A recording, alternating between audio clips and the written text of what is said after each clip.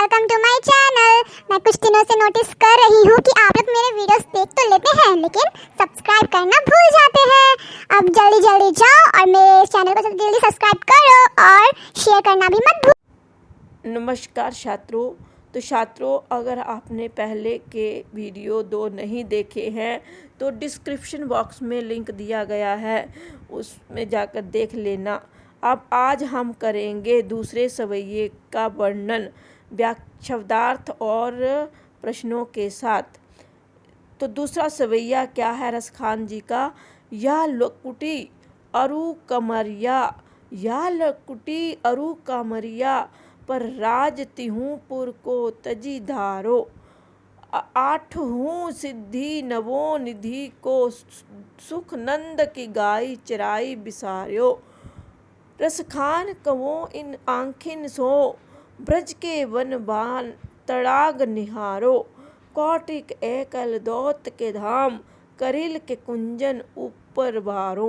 अब या लकुटी, इसके कठिन शब्दार्थ जान लेते हैं। लकुटी मीन या मीन इस, लकटी मीन लकड़ी लाठी, लकड़ी मीन लाठी, और अरु मीन और, कामरिया मीन कंबल, कामरिया का अर्थ होता है कंबल। तिहूँ पुर तीनों लोक स्वर्ग, तीनों लोक मीन स्वर्ग की पृथ्वी तथा पाताल।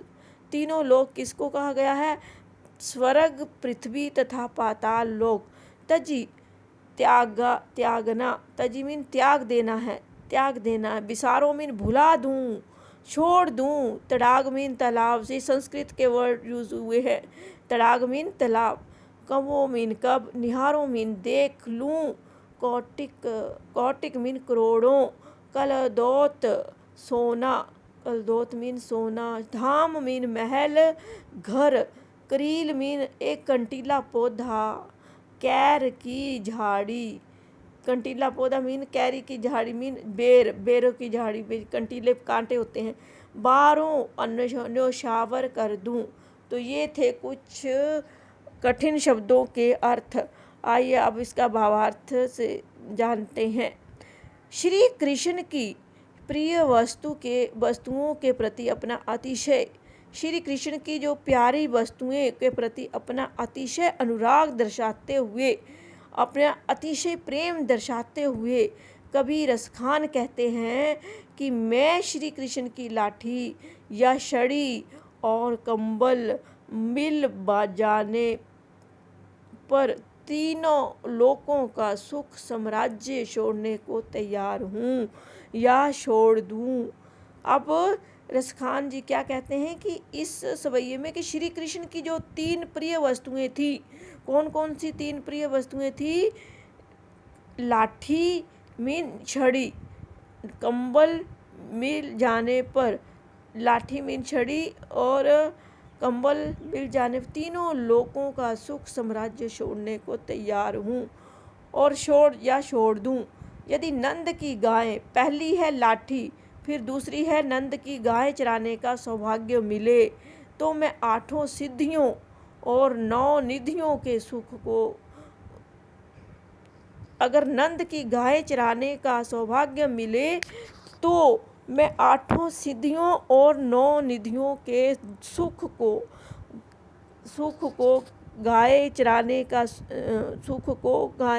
का सुख मिलने पर अन्य सब सुख त्याग सकता हूँ।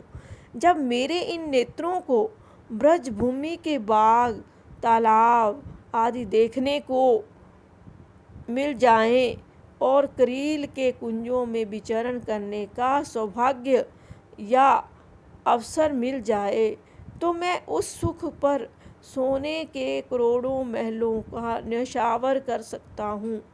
अगर ब्रज के बाग, तालाब आदि देखने को मिल जाएं और करील के कुंजों में विचरण करने का सौभाग्य मिल जाए, अवसर मिल जाए तो मैं उस सुख में पर सोने के करोड़ों महलों को न्यौछावर कर सकता हूँ।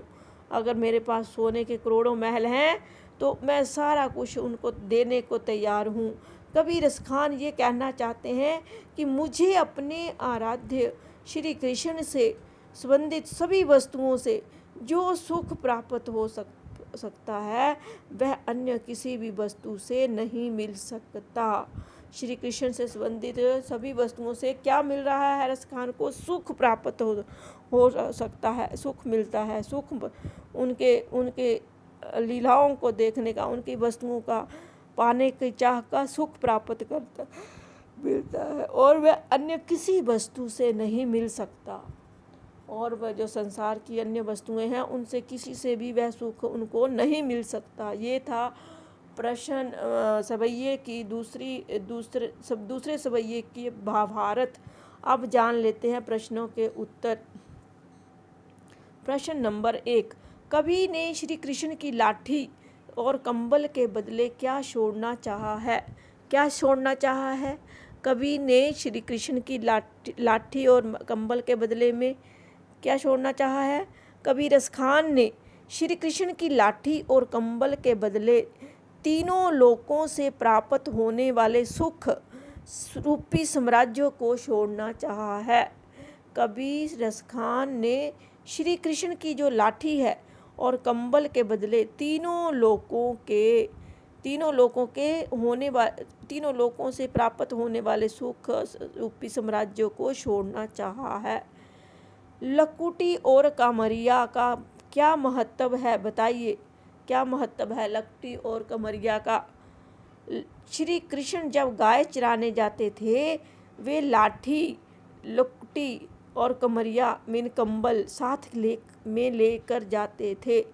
श्री कृष्ण जब गाय चराने जाते थे ना बच्चों, तो वे साथ में क्या लेके जाते थे? लाठी या लकुटी, उसको लकुटी कहा है पिछले ज़माने की भाषा, और कामरिया मीन कंबल साथ में लेकर जाते थे। ग्वाल रूप में ये दोनों ही वस्तुएं उन्हें अतिशय प्रिय थी। ग्वाल रूप में, एक ग्वाले के रूप में उसको ये दोनों चीज़ें जो थी बहुत ही प्रिय थी। आठों सिद्धि से क्या अभिप्राय है? बताइए, आठों सिद्धि से क्या अभिप्राय है? बताइए। आप अपनी भाषा में भी लिख सकते हैं, आपको अगर भावार्थ समझ में आ गया है तो। इससे ये अभिप्राय है कि 8 सिद्धियों का सुख भी त्यागा जा सकता है। 8 याद रखना है, भूलना नहीं है। बीच में ही साथ में ही उत्तर आपको मिल जाएगा। 8 मीन 8। इससे ये अभिप्राय है कि 8 सिद्धियों का सुख भी त्यागा जा सकता है। वे 8 सिद्धियां हैं। कौन कौन सी 8 सिद्धियां हैं? उनके नाम अणिमा, गरिमा, लघिमा, महिमा, प्राप्ति, काम्य, ईश्वरत्व और वशीत्व। ये 8 सिद्धियां हैं। इन 8 सिद्धियों की बात कही है रसखान कवि ने। कौन सी हैं छात्रों? अणिमा, गरिमा, लघिमा, महिमा, चार करके आप लर्न कर सकते हैं इजी से। प्राप्ति, प्राकाम्य, ईष्टव और वशीत्व। इन सिद्धियों से मन चाहा कार्य सध जाता है। मीन ये जो सिद्धियां होती हैं इनसे जो भी आप कार्य करना चाहोगे वह सद आपका हो जाएगा। तो प्रश्न नंबर 3 था। प्रश्न नंबर 4, प्रस्तुत सवैये से कवि ने क्या भाव व्यक्त किया है? छात्रों, अगर आपको ये मेरे द्वारा छोटा सा प्रयास अगर अच्छा लगता है तो प्लीज़ वीडियो को लाइक ज़रूर कर दिया करो। प्रस्तुत सवैये से कवि ने क्या भाव व्यक्त किया है? क्या भाव व्यक्त किया है? प्रस्तुत सवैये से कवि रसखान ने ये भाव व्यक्त किया है कि भक्त को भौतिक सुख एवं कीमती वस्तुओं की अपेक्षा अपने आराध्य के सानिध्य की सर्वाधिक लालसा होती है। मीन अपना जो जिसकी वो पूजा करता है वो उसको संसार की वस्तुओं से अधिक प्यारा लगता है। प्रस्तुत सवैये से कवि रसखान ने ये भाव व्यक्त किया है कि भक्त को भौतिक सुख तथा कीमती वस्तुओं की अपेक्षा अपने आराध्य के सानिध्य की सर्वाधिक लालसा होती है, उनसे पूरी श्रद्धा रखता है। ये है प्रश्न नंबर 4 का उत्तर। और प्रश्न नंबर 5, कवि रसखान करील के कुंजों पर क्या न्योछावर करने को उद्यत हैं? मीन क्या न्योछावर करने के लिए तैयार हैं? और क्यों? करील के कुंजों पर क्या निशावर करने के लिए उद्यत है? उद्यत मीन तैयार है। और क्यों? कबीर खान करील के कुंजों पर सोने के करोड़ों महलों को न्योछावर करने को उद्यत है। क्या है?